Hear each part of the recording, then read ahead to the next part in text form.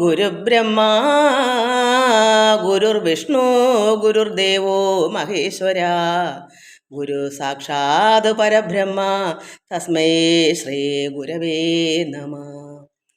ഓം നമോ ഭഗവതേ വാസുദേവായ ശ്രീകൃഷ്ണ പരമാത്മനേ നമ. എല്ലാ ദൈവമക്കൾക്കും എൻ്റെ വിനിതമായ പ്രണാമം. നമുക്കിന്ന് അഹിംസ പരമോധർമ്മ ഒന്ന് രണ്ട് ഖണ്ഡിക നോക്കാം, നമുക്ക് മനസ്സിലാക്കാം, നമുക്ക് ചൊല്ലാം. എല്ലാവർക്കും ശാന്തിയും സമാധാനവും ഈശ്വരകൃപ വേണം. അസുഖമുള്ള മക്കളുണ്ട്, എല്ലാവരുടെയും അസുഖങ്ങൾ മാറണം. രോഗശാന്തി, ആയുരാരോഗ്യം, എല്ലാ നന്മകളും ഭഗവാൻ നൽകണമേ എന്ന് പ്രാർത്ഥിക്കുന്നു. ഓം ലോക സമസ്ത സുഖിനോ ഭവന്തു. ഉമാസഹായ പാദാരവിന്ദാഭ്യാം നമ. അഹിംസ പരമോധർമ്മ. ഒരു ജീവജാലങ്ങളെയും മനസ്സുകൊണ്ടോ വാക്കുകൊണ്ടോ പ്രവൃത്തി കൊണ്ടോ ഹിംസിക്കാതിരിക്കുക, കൊല്ലാതിരിക്കുക.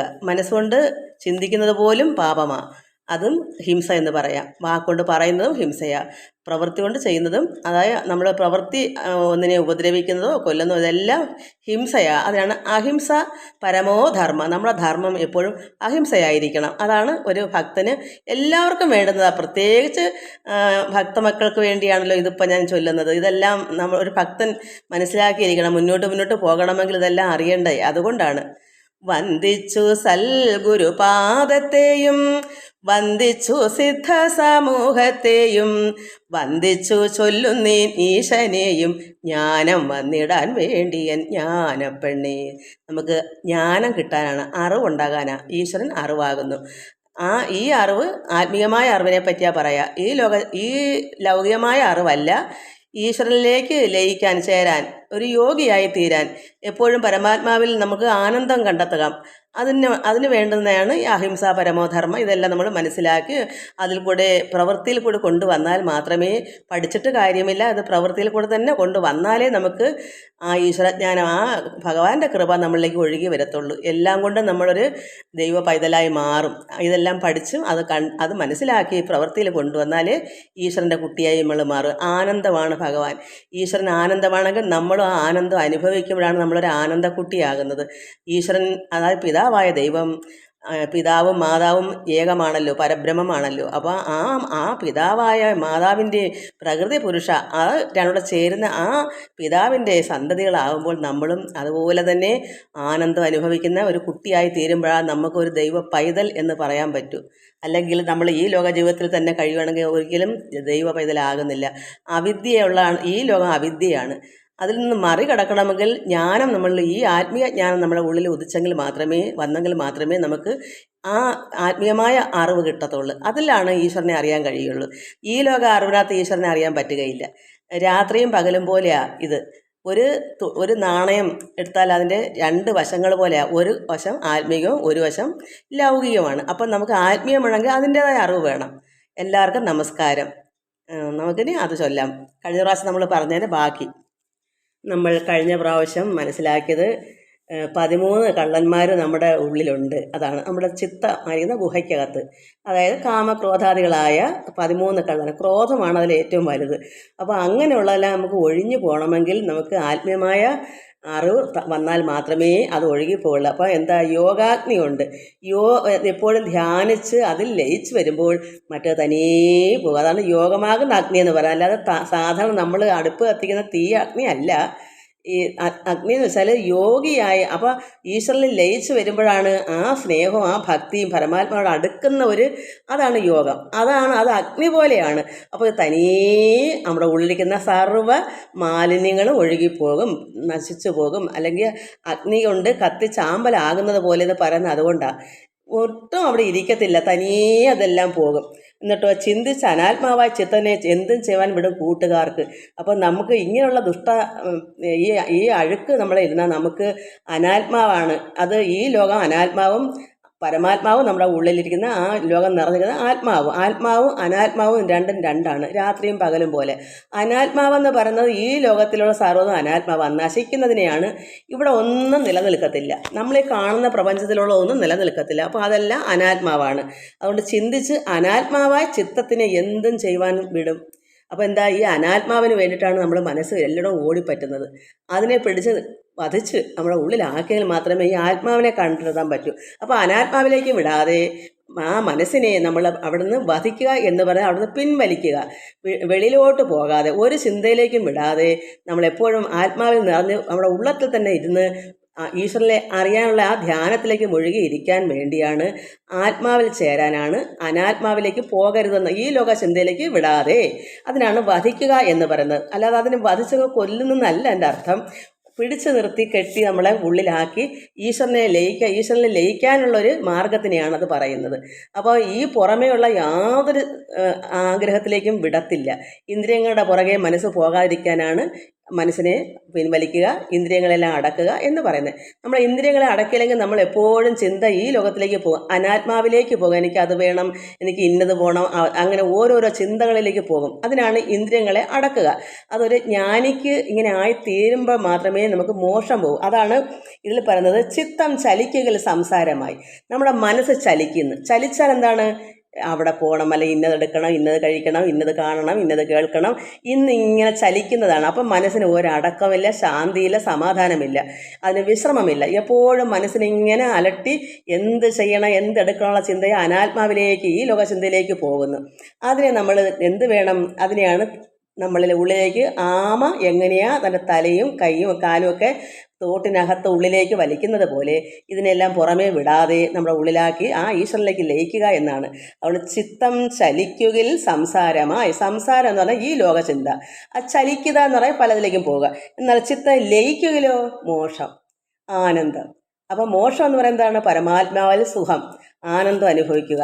അത് എപ്പോൾ നമുക്ക് കിട്ടുന്നു? അത് ചിത്തം ചലിക്കാതെ ലയിക്കണം. ആ മനസ്സ് നമ്മളെ ഉള്ളിൽ പരമാത്മാവിൽ ലയിക്കുമ്പോൾ, ആനന്ദം അനുഭവിച്ചിങ്ങനെ വരുമ്പോൾ നമുക്കുള്ള ഈ അനാത്മാവിലേക്ക് നമ്മുടെ ചിത്തം പോവുകയില്ല, മനസ്സ് പോവത്തില്ല. എന്താ? ആനന്ദ നിർവൃതി അടഞ്ഞിരിക്കുമല്ലയോ, എങ്ങോട്ടും പിന്നെ പോകത്തില്ല, അവിടെ തന്നെ ഇരുന്നോളും. അപ്പോൾ അങ്ങനെ വന്നെങ്കിൽ മാത്രമേ നമ്മുടെ ഹൃദയമെല്ലാം ശുദ്ധമായി വെടുപ്പായി തീരും. അതാണ് യോഗാഗ്നി കൊണ്ട് നമ്മുടെ ഉള്ളിൽ ഈ 13 കള്ള ശത്രുക്കളെല്ലാം ഒഴുകിപ്പോകുമെന്ന് പറയുന്നത്. അവിടെ ആനന്ദത്തിൽ പിന്നെ മറ്റെന്തെങ്കിലും അവിടെ ഉണ്ടാവുമോ? നമുക്ക് ആനന്ദം അനുഭവിച്ച് കഴിഞ്ഞാൽ മറ്റതിന് ഒരു സ്വാദ് വരത്തില്ല. ആനന്ദം അനുഭവിക്കാത്തൊരു വ്യക്തിക്കാണ് ഈ ലോകത്തിലേക്കുള്ള ഈ സുഖത്തിന് വേണ്ടി ഓടുന്നത്. അതിനേക്കാൾ പവറുള്ള ആനന്ദം നമ്മൾ അനുഭവിക്കുമ്പോൾ നമ്മുടെ ഉള്ളിൽ പിന്നെ മറ്റ് ചിന്ത ഉണ്ടാവത്തില്ല. അതിനാണ് യോഗാഗ്നി എന്ന് പറയുന്നത്. ആ യോഗത്തിൽ കൂടി ആ ആനന്ദം അനുഭവിക്കുന്നതാണ് യോഗാഗ്നി. ആ അഗ്നിയിൽ പിന്നെ ഇതൊക്കെ വെറും നിസാരം, ഈ തൃണം, അതത് ഒന്നുമല്ല. അതൊക്കെ തനിയെ അവിടെ പിന്നെ അവിടെ നമ്മുടെ ഹൃദയത്തിൽ പോയി ഇരിക്കത്തില്ല, അല്ലെങ്കിൽ ചിന്ത വരത്തില്ല. നമ്മുടെ മനസ്സ് എവിടെ നിരിക്കുന്നു? പരമാത്മാവിലിരിക്കുന്നു. ആ ആനന്ദം അനുഭവിച്ചാൽ പിന്നെ ഈ ലോകത്തുള്ള സർവ്വത്തിന് എന്തെങ്കിലും നമുക്ക് രുചി തോന്നുമോ? അതുകൊണ്ടാണ് അത് അങ്ങനെ വന്നെങ്കിലേ ഇത് ഒഴുകി പോകുള്ളൂ. അതാണ് ആനന്ദം. ആനന്ദം അപ്പോൾ ആ മനസ്സ് ലയിച്ചു കഴിഞ്ഞാൽ പിന്നെ അനാത്മാവിലേക്കുള്ള ചിന്ത പോകത്തില്ല. ഈ ദുഷ്ടപ്രവൃത്തിയിലേക്കോ, ഈ കാമ, ക്രോധ, ലോഭ, മോഹ, മത, മാത്സര്യ, ഡംബ, അഹങ്കാരം ഇങ്ങനെയുള്ള യാതൊന്നും പിന്നെ ആ ഉള്ളിലിരിക്കത്തില്ല. കാരണം അതിലൊന്നും യാതൊരു അർത്ഥവും കാണത്തില്ല, അതിൽ രുചിയും ഉണ്ടാവത്തില്ല. അതുകൊണ്ട് നമ്മൾ എങ്ങനെ വരും? ആത്മാവിൽ മോക്ഷം പ്രാപിക്കും. ആനന്ദം അനുഭവിക്കുക എന്നതാണ് മോക്ഷം എന്ന് പറയുന്നത്. എപ്പോഴും ലയിക്കുന്നു. അപ്പോൾ ചിത്തം ചലിച്ച് അനാത്മാവിലേക്ക് പോകാതെ ചിത്തം ലയിച്ച് നമ്മൾ മോക്ഷം പ്രാപിക്കുന്നു. അപ്പോൾ ലയം എന്ന് പറയുന്നതും ചലിക്കുക എന്ന് പറയുന്നത് രണ്ടല്ലേ. ചിത്തം ചലിക്കുക എന്ന് പറയുന്നത് എന്താണ്? എങ്ങോട്ട് ഓടട്ടെ, ഞാൻ എവിടെ പോകട്ടെ, എന്ത് കാണട്ടെ, എന്ത് ഞാൻ കഴിക്കട്ടെ, ഇങ്ങനെ മനസ്സ് പലതിലേക്ക് അത് വേണം ഇത് വേണം എന്നുള്ള പോകുന്നത് ചലിക്കുക. അതിനെ അടക്കി നിർത്തി ശാന്തി സമാധാനത്തിൽ നമുക്ക് ആകണമെങ്കിൽ നമുക്കതിനെ ലയിപ്പിക്കുക. അതാണ് പരമാനന്ദം. ആ ആനന്ദം നമ്മൾ ഉൾക്കൊള്ളുക. അപ്പോൾ ആ യോഗാഗ്നിയിൽ വരുമ്പോൾ ചിത്തം ചലിക്കത്തില്ല, ആ ചിത്തം പിന്നെ എങ്ങോട്ടും പോകത്തില്ല. എപ്പോഴും ആനന്ദ നിർവൃതി തന്നെ നമുക്ക് ഇരിക്കാൻ പറ്റും. അതാണ് ചിത്തം ചലിക്കുകിൽ സംസാരമായി, ചിത്തം ലയിക്കുകിൽ മോക്ഷവുമായി, സത്യമിതു മറ്റനേകവിധ ഗ്രന്ഥം വിസ്താരമാണെടോ ജ്ഞാനപ്പെണ്ണെ. അപ്പോൾ ഒരുപാട് ഗ്രന്ഥങ്ങളിലെല്ലാം വിസ്തരിച്ചുണ്ട്. ഇതിൻ്റെ എല്ലാം സത്താണിത്. ഇത് തന്നെയാണ് സർവത്തിലും നമ്മൾ എന്ത് വായിച്ച് പഠിച്ചാലും അതിലെല്ലാം ഉള്ള ആ എന്താ പറയുക, പല പല പുഷ്പത്തിൽ നിന്ന് തേനീച്ചകൾ തേനെടുക്കുന്നത് പോലെ ആ തേനാണിത്. ഒരുപാട് ഗ്രന്ഥങ്ങളെല്ലാം നമ്മൾ വായിച്ച് മനസ്സിലാക്കിയിട്ട് കിട്ടേണ്ട ജ്ഞാനം എന്താണ്? ഇത് തന്നെയാണ്. ഇതിനു വേണ്ടിയാണ് നമ്മളെല്ലാം ഒരുപാട് വായിച്ച് പഠിക്കുന്നത്, പുരാണ വേദ ഗ്രന്ഥങ്ങളെല്ലാം. അപ്പോൾ അതിൻ്റെ എന്താ പറയുക, അതിൻ്റെ യഥാർത്ഥ മധുരമായ തേനാണ് നമ്മളിവിടെ ഇത് പഠിക്കുന്നത്. അപ്പം നമ്മുടെ മനസ്സ് ചലിക്കാതെ എപ്പോഴും എവിടെ ഇരിക്കണം? ലയമായിട്ട് പരമാത്മാവിൽ ലയിച്ചിരിക്കുമ്പോഴാണ് നമുക്ക് ആനന്ദ നിർവൃതി. അതാണ് മോക്ഷം. ഇത് ചിത്തം ചലിക്കുകിൽ സംസാരമായി, ചിത്തം ലയിക്കുകിൽ മോക്ഷവുമായി, സത്യമിതു മറ്റനേകവിധ ഗ്രന്ഥം വിസ്താരമാണിടോ ജ്ഞാനപ്പെണ്ണ്. ഒരുപാട് ഗ്രന്ഥങ്ങളെല്ലാം വിസ്താരമായിട്ട് തന്നെ ഉണ്ട്. നമ്മൾ ഒരു ഭാഗവതം തന്നെ, പണ്ടൊക്കെ ഈ ഒരു ഭാഗവതം മാത്രമേ നമുക്ക്, ഇപ്പം എത്ര ഗ്രന്ഥങ്ങളാ ഓരോ മഹാത്മാക്കൾ എഴുതി വരുന്നത്. ഇതെല്ലാം വായിച്ചു തീർന്നിട്ട് കാര്യമുണ്ടോ? എത്ര വായിച്ചാലും വായിച്ച് 90 വയസ്സ് വരെ വായിച്ചാലും നമ്മളിത് ആയി തീർന്നില്ല. അതിനെന്താ ഫലമുള്ളത്? നമുക്ക് അടുത്ത ഖണ്ഡിക വായിക്കാം. വിട്ടു നീ ചിത്തത്തെ സംസാരത്തിൽ പെട്ടുപോകാതെ പലതും കേട്ട്, ദൃഷ്ടിമിഴിച്ചിമതല്ലാതെ അന്തർലക്ഷ്യേ ദൃഷ്ട്യാവസിക്ക നീ ജ്ഞാനപ്പെണ്ണേ. വിട്ടു നീ ചിത്തത്തെ, നമ്മുടെ മനസ്സിനെ, ചിത്തത്തെ എവിടെ? ഈ സംസാരത്തിലേക്ക് പെട്ടുപോകാതെ നമ്മുടെ മനസ്സിനെ ആ ലയത്തിൽ നിർത്തിയിട്ട് നമ്മൾ എന്ത് വേണം?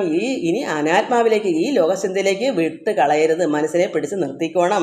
കാരണം ഒരു ദിവസം നമ്മൾ നന്നായി അടക്കി നിർത്തി ലയിച്ചെന്നിരിക്കട്ടെ, പിറ്റേന്ന് ആഗ്രഹങ്ങൾ ഇങ്ങനെ വന്നുകൊണ്ടിരുന്നാൽ എന്ത് വരും? ആ ഇന്ദ്രിയങ്ങളെ അടക്കിയില്ലെങ്കിൽ പിറ്റേന്ന് വിചാരിക്കുമോ, ഇന്നതൊന്ന് അടുത്തൊന്ന് പോയാൽ കൊള്ളാമായിരുന്നു, അല്ലെങ്കിൽ ഇന്നത് കഴിച്ചാൽ കൊള്ളാമായിരുന്നു. നമുക്ക് വേണ്ടാത്ത ചില കാര്യങ്ങൾ, നമ്മൾ ഉപേക്ഷിച്ച കാര്യങ്ങളായിരിക്കും. ആ ഇന്ദ്രിയങ്ങളെ കുറച്ചൊക്കെ അടക്കി. പക്ഷെ വീണ്ടും ഇന്ദ്രിയങ്ങൾക്കും അങ്ങനെ ഒരു കുഴപ്പമുണ്ട്. ഒന്ന് കാണുമ്പോൾ അത് കാണണമെന്ന് തോന്നും, ഒന്ന് കേൾക്കുമ്പോൾ അതൊന്ന് കേട്ടാൽ കൊള്ളാം, അല്ലെങ്കിൽ തിന്നാൻ കൊള്ളാം. ഇങ്ങനെ എല്ലാ ഇന്ദ്രിയങ്ങൾക്കും ഓരോരോ രുചിയാണല്ലോ.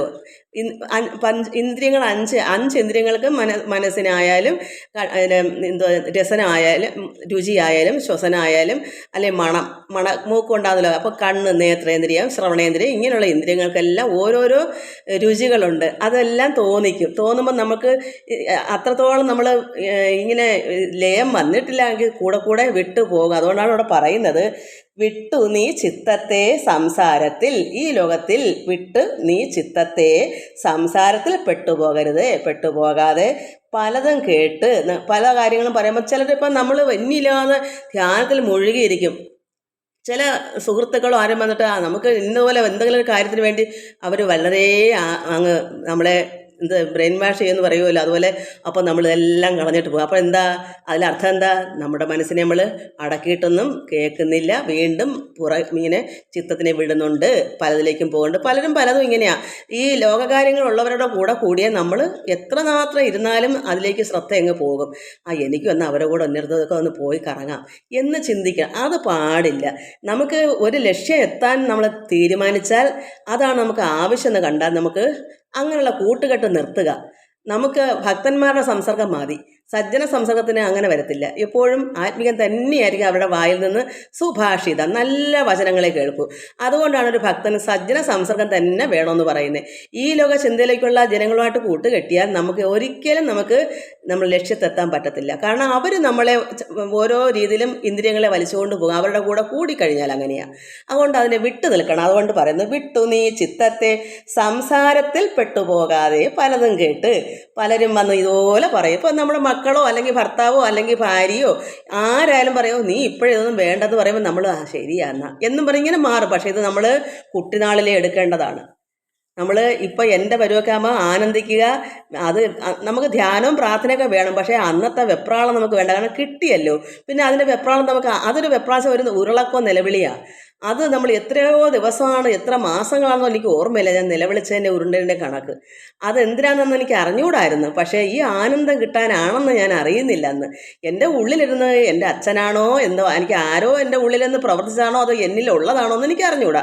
എനിക്കൊരു ഗുരു ഇല്ലാത്തതുകൊണ്ട് എനിക്കിതൊന്നും അറിയില്ല. എൻ്റെ അച്ഛൻ എൻ്റെ 17ാമത്തെ വയസ്സ് കഴിഞ്ഞപ്പോഴേ ഇവിടുന്ന് സമാധിയായി പോയി. അപ്പോൾ എൻ്റെ ഉള്ളിലിരുന്ന് അങ്ങനെ പ്രവർത്തിച്ചതാണെങ്കിൽ അങ്ങനെ, അതോ എല്ലാവർക്കും ഇങ്ങനെ തന്നെ ആണോ അതും എനിക്കറിയില്ല. അപ്പോൾ ഞാനിവിടെ കിടന്ന് രണ്ട് ഭിത്തിയിൽ, അങ്ങേ ഭിത്തിയിൽ ഇങ്ങേ ഭിത്തിയിൽ അടിച്ചിടിച്ച് ഉരുണ്ട് കരഞ്ഞതിന് ഒരു കണക്കുണ്ടോ? ഇല്ല. അങ്ങനെ വന്നെങ്കിൽ മാത്രമേ നമുക്ക് ഈ ഒരു അനുഭവം നമുക്കുണ്ടാവൂ. അത് എല്ലാവർക്കും അങ്ങനെ ആണോ എന്നും എനിക്ക് അറിഞ്ഞുകൂടാ. അതുകൊണ്ട് എൻ്റെ അനുഭവമാണ് പറയുന്നത്. അപ്പം നമുക്ക് ഇങ്ങനൊരു അനുഭവം വന്നാൽ നമുക്ക് മറ്റൊന്നിലേക്കും ചിന്ത വരത്തില്ല. കാരണം നമ്മുടെ ഉള്ളിൽ പിടയ്ക്കുന്ന എന്തിനാ? ഈ പരമാനന്ദം അനുഭവിക്കുന്നതിനായിരുന്നു. പിന്നെ നമ്മൾ മറ്റേലേക്ക് പോകുമോ? പക്ഷേ അല്ലാതെ പിടിച്ചു കെട്ടി വയ്ക്കുന്നവർക്ക് വലിയ പാടാണ്. അവർ ഇങ്ങനെ കൂട്ടുകെട്ട് സഹകരണം വന്നാൽ അവർ ഇതൊക്കെ വിട്ടിട്ട് വീണ്ടും വീണ്ടും പോകും. അതുകൊണ്ടാണ് പറയുന്നത്, അത്രത്തോളം നമ്മൾ പ്രയത്നം ചെയ്യണം, മനസ്സിനെ ഏകാഗ്രമാക്കി നിർത്തണം, മറ്റു കൂട്ടുകെട്ടിന് പോകരുത്. അതാണ് വിട്ടു നീ ചിത്തത്തെ സംസാരത്തിൽ പെട്ടു പോകാതെ പലതും കേട്ട് ദൃഷ്ടി മിഴിച്ചിമതല്ലാതെ അന്തർലക്ഷ്യ ദൃഷ്ടിയാ വസിക്ക നീ ജ്ഞാനപ്പെണ്ണെ. ദൃഷ്ടി മിഴിച്ച് ഇമതല്ലരുത്. നമ്മൾ ധ്യാനത്തിലിരുന്നാൽ നമ്മൾ ധ്യാനത്തിൽ ആ ദൃഷ്ടിയുടെ എന്താ പറയുക, ഇങ്ങനെ അങ്ങനെ അത് ചലിക്കുകയാണ്. ചിത്തം ചലിച്ചതുകൊണ്ടാണ് ഇങ്ങനെ വെട്ടുന്നത്. അത് പാടില്ല. നമ്മളെ ചിത്തം ലയിച്ചാൽ നമ്മളെ ദൃഷ്ടിക്ക് ഇമ തല്ലത്തില്ല. കണ്ണ് ഇങ്ങനെ നമ്മൾ എന്തോ കണ്ണ് ഇങ്ങനെ വെട്ടൂല്ലേ, അതും ഉണ്ടാവത്തില്ല. കാരണം ചിത്തം ചലിക്കുന്നത് കൊണ്ടാണ് ആ ഇമ വെട്ടുന്നത്. നമുക്ക് അന്തർലക്ഷ്യയെ നമ്മളിങ്ങനെ ദൃഷ്ടി എപ്പോഴും ധ്യാനത്തിലേക്ക് ലയിച്ചിരുന്നാൽ ആ ഇമ വെട്ടത്തില്ല, അവിടെ ചലിക്കത്തില്ല. മനസ്സ് ചലിച്ചെങ്കിലാണ് അത് ചെയ്യുന്നത്. ആ ലയം വന്നാൽ നമ്മൾക്കുള്ള കണ്ണിന് അനക്കം വരത്തില്ല, ഈ ഇമ വെട്ടത്തില്ല. അതുകൊണ്ടാണ് പെട്ടുപോകാതെ പലതും കേട്ട് മറ്റുള്ളവരുടെ വാക്കുകൾ കേൾക്കാതെ നമ്മൾ എന്ത് വേണം? ദൃഷ്ടി മിഴിച്ച് ഇമതല്ലാതെ അന്തർലക്ഷ്യ ദൃഷ്ടിയാണ് നമ്മുടെ ഉള്ളത്തിൽ, ആ അന്തർലക്ഷ്യത്തിലേക്ക്, ആ ഭ്രൂമധ്യത്തിനകത്തേക്ക് തന്നെ ദൃഷ്ടി മിഴിച്ച് ഇമതല്ലാതെ അന്തർലക്ഷ്യയെ നമുക്ക് കണ്ണ് തുറന്നാലും ഇമ വെട്ടത്തില്ല, ധ്യാനിക്കുമ്പോൾ ഇങ്ങനെ ഇരുന്നാലും നമുക്ക് ഇമ വെട്ടത്തില്ല. അപ്പോൾ ഈ ജ്ഞാനം അങ്ങേയറ്റം ആയിക്കഴിഞ്ഞാൽ നമുക്ക് ഈ പ്രകാശം ഇല്ലെങ്കിൽ നമുക്ക് എന്താണ് നമ്മുടെ ഉള്ളിൽ കാണുന്ന ആ ദർശനങ്ങൾ നമ്മൾ കണ്ണ് തുറന്നാലും കാണും. നമ്മൾ ഇങ്ങനെ കണ്ടുകൊണ്ടിരിക്കും, നമ്മൾ ഇങ്ങനെ ദൃഷ്ടി മിഴിച്ച് ഇമതല്ലാതെ നമ്മൾ ദർശനങ്ങൾ കണ്ടുകൊണ്ട് അവസാനം നമ്മൾ ആദ്യമൊന്നും അത് കാണത്തില്ല. പ്രകാശങ്ങൾ എന്തെല്ലാം നമുക്ക് കാണാം, അതെല്ലാം കണ്ടിരുന്നാലും കണ്ണ് നമുക്ക് ഈ ഭൂമിയിലെ വെട്ടം ഇല്ല എന്നുണ്ടെങ്കിൽ നമ്മൾ അങ്ങനെ ഇത് കണ്ണ് തുറന്നിരുന്നാലും നമുക്ക് ആ കണ്ടുകൊണ്ടിരിക്കുന്ന മൊത്തം അതുപോലെ കണ്ടുകൊണ്ടിരിക്കാം, അതും പോവത്തില്ല. രാത്രി നമുക്കത് പരിശോധിച്ച് നോക്കിയാൽ മതി. രാത്രി ആകുമ്പോൾ വെട്ടമില്ലല്ലോ. അപ്പം നമ്മൾ കണ്ണ് തുറന്നിരുന്ന് കണ്ണടച്ച് ധ്യാനിക്കുമ്പം കാണുന്ന ഏത് ആത്മീയമായ ദർശനങ്ങളും കണ്ണ് തുറന്നിരുന്നാലും അതെല്ലാം അവിടെ അതൊരു വേറൊരു നോട്ടമാണ്. അത് ഈ പ്രപഞ്ചത്തിലേക്കുള്ള നോട്ടമല്ല. അതുകൊണ്ടാണ് അതങ്ങനെ ആ കണ്ണ് തുറന്നാലും അതിൽ തന്നെ നിൽക്കുന്നത്. എനിക്കങ്ങനെ അനുഭവമുണ്ട്. അപ്പോൾ അതാണ് സംഭവം. അപ്പോൾ എന്ത് വേണം? ദൃഷ്ടി മിഴിച്ചിയും അതല്ലാതെ ലക്ഷ്യം എവിടെ? അകത്ത്, ഉള്ളിനകത്ത്, ഭ്രൂമധ്യത്തിനകത്തേക്കാണ് നമ്മൾ നോക്കുന്നത്. അങ്ങനെ ദൃഷ്ടി മിഴിച്ച് നിന്നാൽ ഇമതല്ല വെച്ചാൽ ആ ലക്ഷ്യത്തിൽ തന്നെ ലയിക്കുമ്പോൾ നമ്മളെ ചിന്ത ലയിച്ച് ആ മനസ്സ് ലയിച്ചെങ്കിൽ മാത്രമേ ഈ ഇമതല്ലാതെ ധ്യാനത്തിൽ തന്നെ ഇങ്ങനെ ഇരിക്കാൻ പറ്റുള്ളൂ. അതാണ് അതിൽ പറയുന്നത്. അപ്പം നമുക്ക് ആ ഒരു ലക്ഷ്യം നമുക്ക് എത്തിപ്പെടണം. അതിനുവേണ്ടി നമുക്ക് മറ്റുള്ള കൂട്ടുകെട്ടെല്ലാം മാറ്റിയെങ്കിൽ മാത്രമേ ലോക ജീവിതത്തിലേക്കുള്ള കൂട്ടുകെട്ട് വന്നാൽ നമുക്കത് എല്ലാം കൂടെ നടക്കത്തില്ല, രണ്ട് വശം കൂടെ കിട്ടത്തില്ല. ഈ ലോകത്തിലെ എല്ലാം ഒഴിച്ച് വേണമല്ലോ, മനസ്സിന് തിരിച്ചിട്ട് വേണമല്ലോ ഇത് കിട്ടാൻ, ഈ ലക്ഷ്യത്തിലെത്താൻ. അതുകൊണ്ടാണ് ഇത് രണ്ടും കൂടെ നടക്കത്തില്ല എന്ന് പറയുന്നത്. നമുക്ക് എല്ലാം നടക്കും, മനസ്സ് മാത്രം പിടിച്ചു നിർത്തിയാൽ മതി, ഇന്ദ്രിയങ്ങളെ അടയ്ക്കാൻ മതി, ഈ ലോക ചിന്തയിലേക്കുള്ളവരുടെ കൂടാതിരുന്നാൽ മതി. നമ്മുടെ എല്ലാ കാര്യങ്ങളും നമുക്ക് നോക്കി എടുക്കുകയും കാണുകയും വീട്ടുകാര്യങ്ങളും ഗൃഹസ്ഥാശ്രമം തന്നെയാണ്. പക്ഷേ നമ്മുടെ മനസ്സ് എപ്പോഴും പരമാത്മാവിൽ ലയിക്കണം എന്നുള്ളതാണ്. ചിന്തകൾ അനാവശ്യത്തിന് പോകരുത്. അനാവശ്യം എന്ന് പറഞ്ഞാൽ ഈ ലോക ചിന്തയിലേക്ക് നമ്മൾ കൂട്ടുകെട്ടിയാൽ നമ്മളെ ഈ 13 കള്ളന്മാരോട് നമ്മളെ കൂട്ടുകൊണ്ടുപോയി നമ്മളെ കൂപത്തിൽ ചാടിക്കുക. അന്ധകൂപത്തിൽ ചാടിച്ചാൽ കരകയറാൻ പറ്റില്ല. അതുകൊണ്ടാണ് ഒരു യഥാർത്ഥമായ ഒരു ജ്ഞാനി ഇങ്ങനെ ആയിത്തീരണമെങ്കിൽ നമ്മൾ കുറച്ച് പ്രയത്നം എടുക്കണം. ഇതൊക്കെ ഒന്ന് ഒഴിച്ച് നമുക്കൊരു എല്ലാം പരമാത്മാവിൽ ലയിച്ച് കുട്ടിനാളിലെ തുടങ്ങിയാലും ഒരു 45 വയസ്സൊക്കെ എൻ്റെ അനുഭവം വെച്ച് നോക്കുകയാണെങ്കിൽ, അപ്പോൾ ഒരു 45-50 വയസ്സൊക്കെ ആകുമ്പോൾ നമ്മുടെ ഗൃഹസ്ഥാശ്രമം ഒരുവിധമൊക്കെ ഒഴിഞ്ഞ് വരും. ഒരു 60 വയസ്സാകുമ്പോൾ എന്തായാലും പിന്നെ വളരെ ഇതിൽ നിന്നെല്ലാം എല്ലാ കർമ്മം ചെയ്യണം. പക്ഷെ മനസ്സിൽ നിന്ന് കുറച്ചൊക്കെ വിട്ട് നിൽക്കാമല്ലോ. വേണ്ടുമ്പോൾ വേണ്ടതൊക്കെ എടുക്കാമല്ലോ. എനിക്കിപ്പോൾ എല്ലാം എടുക്കാമല്ലോ. ഞാനിപ്പോൾ എല്ലാം ചെയ്യുന്നു, എല്ലാവരോടും സന്തോഷമാണ്, മക്കളോടെല്ലാം. അവർക്ക് ഇങ്ങോട്ടാ ഇല്ലാത്തത്. അവർ വിചാരിക്കുന്നത് എനിക്ക് വെറുത്തിരിക്കുമായിരിക്കുമെന്ന് എൻ്റെ മനസ്സങ്ങനൊന്നും എനിക്കില്ല. പക്ഷേ എനിക്ക് ഒഴിയാം, പക്ഷേ ഒഴിയേണ്ട, അവർക്കുള്ള പരുവതായില്ല. അവരിപ്പോഴും അമ്മയെന്നും പറഞ്ഞ് എന്നെ സ്നേഹിക്കേണ്ടതല്ല. പക്ഷേ അവർ ധരിക്കുക എന്താണെന്നറിയാമോ, ഞാൻ അവരെല്ലാം ഒഴിഞ്ഞു വെച്ചേക്കുവാണെന്നാണ്. പക്ഷെ അങ്ങനൊന്നുമല്ല. എനിക്ക് എല്ലാവരും ഉണ്ടല്ലോ, ലോകമേ എൻ്റെ മക്കളല്ലേ. അപ്പോൾ പിന്നെ എനിക്ക് അവരെ പ്രത്യേകിച്ച് ഒഴിയാൻ പറ്റുമോ? പ്രസവിച്ച മക്കളെ എന്തുകൊണ്ട് ഒഴിച്ചിട്ട് മറ്റുള്ളവരെ സ്നേഹിക്കാൻ പറ്റുന്ന ഒരു കാര്യമാണോ? ലോകം എല്ലാ സർവ്വ ജീവജാലങ്ങളിലെയും എല്ലാം എനിക്ക് ഒരുപോലെ തന്നെങ്കിൽ എൻ്റെ പ്രസവിച്ച മക്കളും അതുപോലെ തന്നെ ആണല്ലോ. പക്ഷെ അവരെ മാത്രമായിട്ട് സ്നേഹിക്കാനോ എടുക്കാനോ നടക്കാത്തൊരു കാര്യം അതെനിക്ക് പറ്റത്തില്ല. എല്ലാവരും എനിക്ക് ആ പണ്ടത്തിനേക്കാളും സ്നേഹമാണ്. അപ്പോൾ എൻ്റെ മക്കൾ പണ്ടെങ്ങനെ അതിനേക്കാൾ ഉപരി സ്നേഹമാണ്. കാരണം എല്ലാവരോടും ആ സ്നേഹമുണ്ട്. അത് അവർക്ക് മനസ്സിലാകത്തില്ല. ഇപ്പം എൻ്റെ അവസ്ഥ അവർക്ക് വന്നെങ്കിലേ അത് മനസ്സിലാകും. കാരണം ഈ സ്നേഹം എന്ന് പറയുന്നത് ഒരു അമ്മയ്ക്കുള്ള സ്നേഹമാണ്. ഒരു ഗുരുവിന് പോലും ആ സ്നേഹം ഉണ്ടാവത്തില്ല. നമ്മളൊരു എല്ലാ ജീവജാലങ്ങൾക്കും ഞാനൊരു അമ്മ തന്നെയാണ്. ആ ഒരു സ്നേഹം എനിക്ക് എല്ലാവരോടും ഉണ്ട്. എല്ലാവരോടും ഇച്ചിരി കൂടുതലായിട്ടുണ്ട്. അതിനേക്കാളുണ്ട് മക്കളോട്, എല്ലാവരോടും ഉണ്ട്. അപ്പോൾ പിന്നെ അവരെന്നെ അങ്ങനെ അവരുടെ മനസ്സിനകത്തിൽ എനിക്ക് അറിയില്ല അവരുടെ മനസ്സിൽ എന്താണ്. അവരെ വിചാരിക്കുന്നത് ഞാൻ എല്ലാ മനസ്സിനും ത്യജിച്ച് കളഞ്ഞെന്ന്. അങ്ങനൊന്നും അല്ല. ഈ മുമ്പലത്തേക്കാളും കൂടുതൽ. കാരണം പരമാത്മാവിന് ആരോടെങ്കിലും സ്നേഹക്കുറവുണ്ടോ? ആനന്ദമല്ലേ, എല്ലാവരോടും സ്നേഹമല്ലേ. ഭഗവാൻ കൃഷ്ണന് എന്തെങ്കിലും ഒരു ഭക്തനോടൊക്കെ. പിന്നെ ഒരു കാര്യമുണ്ട്, തെറ്റുകൾ ചെയ്യുന്നവർക്ക് ഭഗവാൻ നല്ല ശിക്ഷ കൊടുക്കുകയും ചെയ്യും, അവരെ നന്നാക്കി എടുക്കുകയും ചെയ്യും. അതെനിക്ക് നിർബന്ധമാണ്. അത് ഞാനും അങ്ങനെയാണ്. കുട്ടികളായാലും ഭർത്താവായാലും ആരായാലും അനാവശ്യമായ തെറ്റുകൾ ചെയ്താൽ അത് എന്താണെന്ന് ചോദിക്കും. അന്നേരം അവർക്കൊക്കെ ഇഷ്ടപ്പെടത്തില്ല. അത് ഞാൻ ചെയ്യേണ്ട കടമയാണ്. അത് എനിക്കും അറിയാവുന്ന കാര്യങ്ങളായതുകൊണ്ട് തെറ്റ് തന്നെയാണ് എന്ന് പറയും. അതിനെ മാറ്റുന്നത് അതൊരു ശരിയല്ലേ, തെറ്റല്ലല്ലോ. അതുകൊണ്ട് ചിലപ്പോൾ അവർക്കൊക്കെ ചിലപ്പോൾ വിഷമം കാണും. അത് വന്നോട്ടെ, എനിക്കൊരു കുഴപ്പമില്ല. എനിക്കൊന്നിലും അവർ സ്നേഹിച്ചാലും എനിക്കൊന്നുമില്ല, അവർ എന്നെ ദുഃഖിപ്പിച്ചാലും എനിക്കൊന്നുമില്ല. എപ്പോഴും സമചിത്തത തന്നെയാണ്, ഒന്നിലും ഏറ്റക്കുറച്ചിലില്ല. പരമാത്മാവ് എങ്ങനെയാണ് അത് തന്നെയാണ് എൻ്റെ മനസ്സിനകത്ത്. യാതൊരു വ്യത്യാസവും എനിക്കില്ല. എല്ലാവർക്കും നമസ്കാരം. നമ്മൾ മനസ്സിലാക്കുന്ന എന്താണെന്ന്. അപ്പോൾ നമ്മുടെ മനസ്സിനെ വിട്ടുകളയരുത്, സംസാരത്തിലേക്ക് പോകരുത്. ഈ ലോകചിന്തയിലേക്ക് വിടരുത്. ഒരു ഭക്തന് വേണ്ടുന്നതാണ് ഞാൻ പറയുന്നത്. ഒരു ഭക്തൻ പരമാത്മാവിലേക്ക് ലയിക്കണമെന്ന് ആഗ്രഹമുള്ള മക്കളിതിലുണ്ട്. അവർക്ക് വേണ്ടിയാണ് ഇത് പറയുന്നത്. അല്ലാത്തവർക്കും ഇതെടുക്കാം, കുറേശ്ശെ അങ്ങനെ ആയിത്തീരാം. അത് മാത്രമല്ല, നമ്മുടെ പ്രായം നമ്മൾ ചെറുപ്പത്തിലേ തന്നെ ഇത് നോക്കണം. എല്ലാവരും ധരിക്കുന്നത് എന്തെന്നറിയാമോ? കുട്ടിനാളിലെ സന്യാസിയായി അങ്ങനെയൊന്നുമല്ല. അങ്ങനെ ഞാൻ എൻ്റെ അറിവ് വെച്ച നാളോട്ട് ഞാൻ ബ്രഹ്മചര്യം എടുത്തത് എൻ്റെ അച്ഛൻ അങ്ങനെ ചെയ്യിച്ചതാണ്. എത്ര മണിക്കാന്ന് ക്ലോക്കൊന്നുമില്ല. ഏതോ ഒരു കൊച്ചു വെളുപ്പാങ്കാലത്ത് എന്നെ കുളിച്ച് വേണ്ടുന്ന പൂജകളും കർമ്മങ്ങളും എല്ലാം ചെയ്യിപ്പിക്കുമായിരുന്നു. അത് എനിക്ക് അന്നൊന്നും എത്ര മണിയാണെന്നൊന്നും ഉറക്കത്തിലൊക്കെ ആയിരിക്കും. ചിലപ്പോൾ അമ്മ എനിക്ക് വെള്ളമൊക്കെ കരുതി തന്നിട്ടുണ്ട്. ഈ തണുപ്പൊക്കെ ആണെങ്കിൽ അങ്ങനെ ചെയ്ത് ഒരു 10-12 വയസ്സുവരെയൊക്കെ ചെയ്ത് കാണും. എനിക്ക് ഓർമ്മ. അന്നൊന്നും എനിക്കതൊന്നും എന്തിനാ അത് ചെയ്യുന്നത് പോലും എനിക്ക് അറിഞ്ഞുകൂടാ. ഇപ്പോഴൊക്കെ ഞാൻ ചിന്തിക്കും ഇതൊക്കെയായിരുന്നു അച്ഛൻ്റെ പരിപാടിയെന്ന്. എന്താ കാരണം, നമ്മൾ അറിയുന്നില്ല. എന്തോ ഒരു കൊച്ചിനെ കൊണ്ട് എന്തൊക്കെയോ ചെയ്യിപ്പിക്കുന്ന ആ കൊച്ചതൊക്കെ ചെയ്യുന്നതെന്നല്ലാതെ എന്തെങ്കിലും അറിഞ്ഞിട്ടാണോ? ഭക്തി എന്തെന്ന് പോലും അറിയില്ല. അച്ഛനെ പേടിച്ചിട്ട് ഇതൊക്കെ അങ്ങ് ചെയ്യും. അല്ലാതെ എനിക്ക് എന്തറിയാനാ, ഒന്നും അറിയാൻ വയ്യ.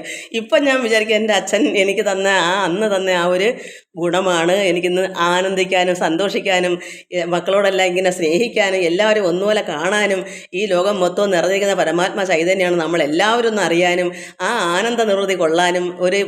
ഒരു പുഷ്പത്തിൽ കണ്ടാലും ഒരു ഇലയിൽ കണ്ടാലും ഒരു പക്ഷിയെ കണ്ടാലും എല്ലാം അത് ഞാൻ തന്നെയാണ് അതിനകത്തുനിന്ന് വസിക്കുന്നത്. എനിക്ക് എന്നെ തന്നെയാണ് ആ കാണുന്നത്. ഞാൻ തന്നെയാണതല്ല എന്നെനിക്ക് ഞാനാണെന്ന് വെച്ചാൽ എൻ്റെ ഉള്ളിലെ ഞാൻ, ആ പരമാത്മ അത് എന്നിലും നിന്നിലും എല്ലിലും അത് തന്നെയാണെന്നുള്ള ഉൾക്കാഴ്ച എനിക്ക് കിട്ടിയത്. എന്താ കാരണം, അതുമല്ല ദർശനങ്ങളും പ്രത്യക്ഷമൊക്കെ ആയത് അച്ഛൻ്റെ അന്ന് തന്ന ഗുണമല്ലേ. അല്ലേ അത് കിട്ടൂ. അന്ന് എനിക്ക് അറിഞ്ഞുകൂടെങ്കിലും അന്ന് ഞാൻ ഇഷ്ടംപോലെ അടിയും കൊണ്ടിട്ടുണ്ട് ഓരോന്ന് പഠിക്കാത്തതിന്. ഒത്തിരി ശ്ലോകങ്ങൾ അതും ജ്യോതിഷമൊക്കെ പഠിപ്പിക്കണമായിരുന്നു. അപ്പോൾ അങ്ങനെയൊക്കെ നോക്കുമ്പോൾ അച്ഛൻ എനിക്ക് എത്രമാത്രം എൻ്റെ ഒരു ഗുരുവല്ലേ.